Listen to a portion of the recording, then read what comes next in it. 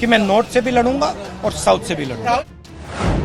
कि जिस व्यक्ति ने अमेठी के कंधे पर चढ़कर सत्ता 15 साल तक भोगी, वो व्यक्ति आज अमेठी छोड़कर किसी और लोकसभा क्षेत्र में अपना पर्चा भरने जा रहा है। ये दो तस्वीरें हैं। एक तरफ अमेठी से लोकसभा सांसद राहुल गांधी हैं, जो वीरवार को केरल के वायनाड सीट से अपना नामांकन दाखिल करने पहुंचे थे, तो दूसरी तरफ केंद्रीय मंत्री स्मृति ईरानी हैं, जो ठीक उसी वक्त अमेठी में राहुल गांधी को खुली चुनौती दे रही थी।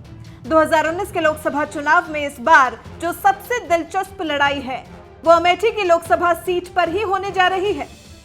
2014 में राहुल गांधी को जबरदस्त टक्कर देने वाली स्मृति ईरानी इस बार भी उनके खिलाफ अमेठी से ही ताल ठोक रही हैं।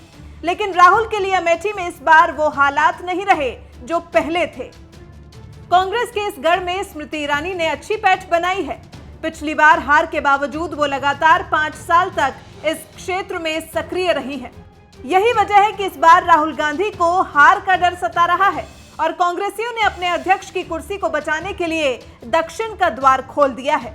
राहुल इस बार 2 जगह से चुनाव लड़ रहे हैं। राहुल अमेठी के अलावा वायनाड से भी चुनाव लड़ रहे हैं। ये पहली बार है जब राहुल गांधी को अपनी परंपरागत सीट अमेठी के अलावा दूसरी सीट की ओर रुख करना पड़ा। बहन प्रियंका के साथ राहुल जब वायनाड सीट पर अपना नामांकन कर रहे थे, तो मौका और दस्तूर को देखते हुए स्मृति ईरानी भी अमेठी पहुंच गईं और एयरपोर्ट पहुंचते ही राहुल पर ताबड़तोड़ हमले करने में जुट गईं। जाहिर है वायनाड की धरती को टटोलते हुए राहुल गांधी पर हमला करने का इससे बेहतर मौका हो ही नहीं सकता था। स्मृति ने इस मौके को जमकर भुनाया और कहा कि अमेठी की जनता ने उन्हें मजबूर कर दिया है कि वो किसी और जगह से पर्चा भरने पहुंच जाएं।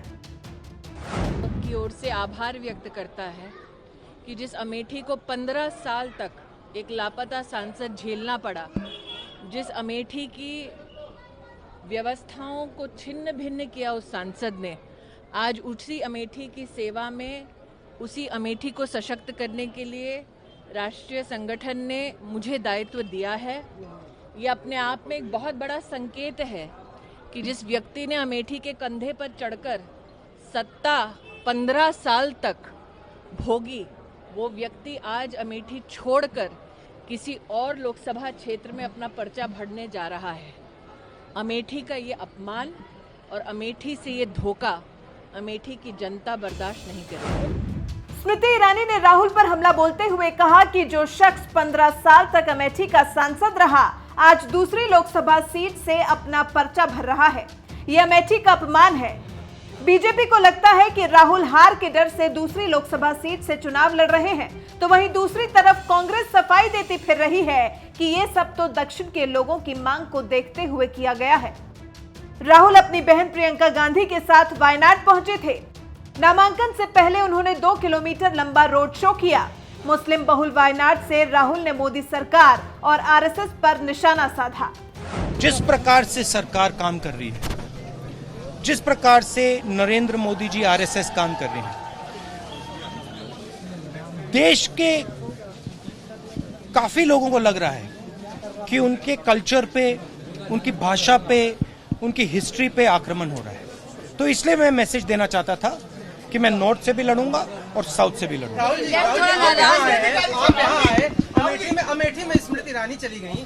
योगी आदित्यनाथ ने कहा कि मुस्लिम लीग ने देश का बंटवारा कराया, उसके साथ राहुल गांधी नजर आ रहे हैं। देखिए, अमेठी में मैं भी हूँ, यहाँ भी मैं हूँ। मेन मैसेज मेरा है कि जो कल्चरल अटैक हो रहा है हिंदुस्तान में, जो आरएसएस, नरेंद्र मोदी नागपुर से पूरे देश पर, पूरे इंस्टीट्यूशन पर आक्रमण कर रहे हैं, उसके खिलाफ मैं मैसेज देना चाहता हूँ। ये देश अलग अलग विचारधाराओं का देश है, अलग अलग भाषाओं का देश है, और इसमें सब भाषाएं, सब विचारधारा जरूरी है। एक second frankly what what Mr. Narendra Modi says, what Mr. Yogi says is frankly not my concern. Smriti Irani 2 दिन तक अमेठी में रहेंगी, जहां वो बीजेपी किसान मोर्चा और पिछड़ा वर्ग से जुड़े लोगों से मिलेंगी। उन्होंने पिछले कुछ सालों में जिस तरह से यहां काम किया है, उससे माना जा रहा है कि वो राहुल को कड़ी टक्कर देंगी। और अमेठी जाने के लिए उन्होंने जो टाइम चुना वो भी ये साबित करने के लिए सटीक है कि राहुल अमेठी छोड़कर वायनाड में हैं, तो स्मृति अमेठी के साथ खड़ी हुई है। अमेठी जिले के अध्यक्ष दुर्गेश त्रिपाठी जी, जिनके संरक्षण में ये चुनाव लड़ रही हूं और 5 वर्ष से जिन्होंने परिवार हेतु मुझे सम्मान दिया है, ऐसे हमारे संयोजक आदरणीय राजेश मसाला जी, छतों से पराक्रमी नेता मुन्ना भाई कहाँ है, मोनू सिंह जी, मंच पर विराजमान भारतीय जनता पार्टी के सभी सम्मानित जनप्रतिनिधि, सभी सम्मानित पदाधिकारी, आज जिनके सानिध्य में आप सबका प्रेम प्राप्त करना संभव हुआ, ऐसे हमारे वरिष्ठ परिवार के नेता, कुशल संगठक आदरणीय गजाधर जी को विशेष आभार व्यक्त करती हूं कि आज किसान भाइयों का आशीर्वाद इनके सानिध्य में न सिर्फ स्मृति ईरानी को प्राप्त हुआ, बल्कि हमारे प्रदेश के किसान मोर्चा के अध्यक्ष भी आज गदगद हुए कि आज इस सम्मेलन के माध्यम से अमेठी लोकसभा क्षेत्र के किसान परिवारों ने भारतीय जनता पार्टी को अपना आशीर्वाद दिया, भाजपा को आगामी चुनाव में सशक्त करने में एक प्रमुख भूमिका निभाने का संकल्प लिया। इसलिए भारतीय जनता पार्टी के संगठन की ओर से आप सबको मैं दिल की गहराई से आभार व्यक्त करती हूं, आपका वंदन एवं अभिनंदन करती हूं। गजाधर जी ने हमारे लोकसभा क्षेत्र के प्रभारी के सिंह जी ने बार बार संकेत किया कि भरी दोपहरी में जनता जनार्दन यहां उपस्थित हुई है आशीर्वाद देने, तापमान आसमान छूने को है, गर्मी बढ़ रही है, फिर भी जनता यहां पर अपना आशीर्वाद देने के लिए निरंतर साथ बनाकर बैठी हुई है। मैं के सिंह जी से कहना चाहती हूं, तापमान तो तभी बढ़ गया था अमेठी में जब 2017 के विधानसभा के चुनाव में इस लोकसभा क्षेत्र में 4 विधानसभा की सीटें भारतीय जनता पार्टी ने जीती और 5वीं विधानसभा की सीट पर भी कांग्रेस की दाल गली नहीं। आज माहौल ऐसा कि वो लोग जो 15 साल से परिवार का नाम ले लेके, दुहाई दे दे के संबंध का तमाशा करते करते सत्ता की गली में जाकर सिंहासन पर विराजमान रहे, वो लोग जिन्होंने 15 साल तक पीढ़ी दर पीढ़ी अमेठी के परिवारों को विकास से वंचित रखा, आज उन लोगों की समझ में आया है कि 6 मई को अमेठी का नागरिक पोलिंग बूथ पर जाएगा, कमल का बटन दबाएगा, न सिर्फ स्मृति ईरानी को बल्कि अमेठी में विकास को जिताएगा।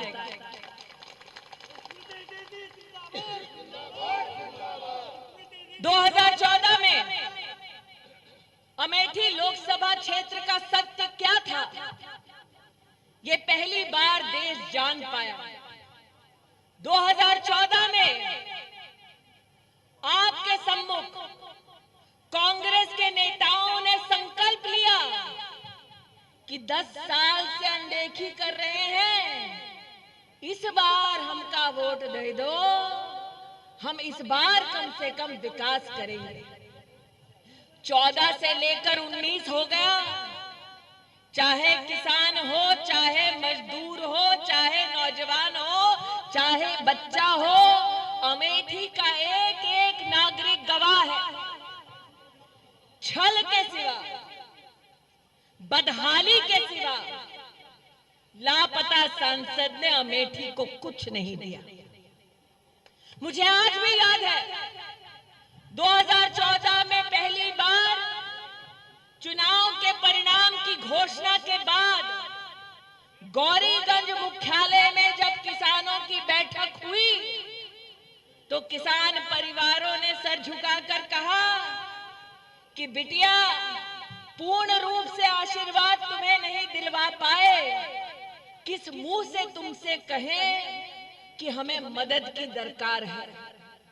मैंने किसान परिवारों से कहा, बेटी कहा है, बहन कहा है, तो आपका अधिकार बनता है कि आप उस रिश्ते के नाते मुझसे अपनी पीड़ा कहें और मुझ में जितना सामर्थ्य होगा मैं अपने सामर्थ्य के हिसाब से आपकी सेवा में समर्पित रहूंगी। मैं आश्चर्यचकित थी। अमेठी लोकसभा क्षेत्र के किसानों की पहली दरकार ये कि बिटिया, खाद की रैक आजाद हिंदुस्तान में एक बार भी गौरीगंज रेलवे स्टेशन पर नहीं उतरी। अमेठी लोकसभा क्षेत्र के किसान को या तो रायबरेली जाना पड़ता या उसको सुल्तानपुर जाना पड़ता या उसको लखनऊ जाना पड़ता। अमेठी का किसान मुझसे कहने लगा, बिटिया अगर कुछ कर सको तो कम से कम एक खाद की रैक उतरवा दो गौरीगंज मुख्यालय पे, ताकि किसान अमेठी का दर बदर की ठोकरें ना खाए। मुझे आज भी याद है जब किसान परिवारों ने ये मांग रखी, हमने तुरंत केंद्र के सरकारी मंत्रालय में, विभाग में अमेठी की अपील को पहुंचाया